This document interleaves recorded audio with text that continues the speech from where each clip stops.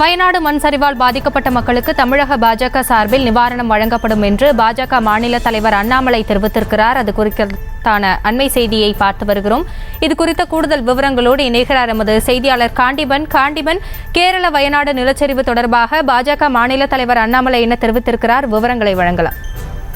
அதாவது கேரள மாநிலத்தில் வயநாடு மாவட்டத்தில் ஏற்பட்டிருக்கக்கூடிய மண் சரிவு காரணமாக 20க்கும் மேற்பட்டவர்கள் இருக்கக்கூடிய அந்த செய்தி மிகுந்த வருத்தம் அளிப்பதாகவும் பலர் மண் சரிவுகளில் சிக்கியிருக்கலாம் என்று அஞ்சப்படுவதாக பாரதிய ஜனதா கட்சியுடைய தமிழக தலைவர் அண்ணாமலை தனது ட்விட்டர் பக்கத்தில் பதிவிட்டிருக்கிறாரு.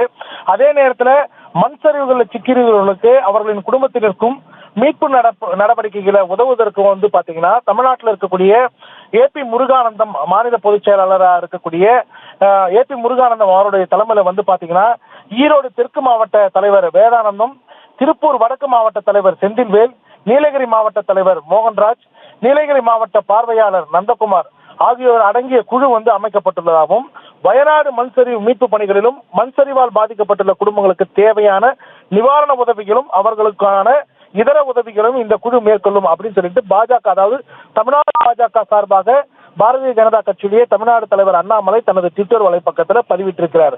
ஆசினி,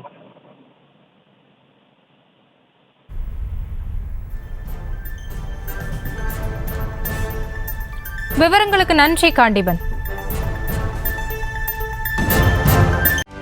செய்திகளை உடனுக்குடனும் துல்லியமாகவும் தெரிந்து கொள்ள சப்ஸ்கிரைப் பண்ணுங்க.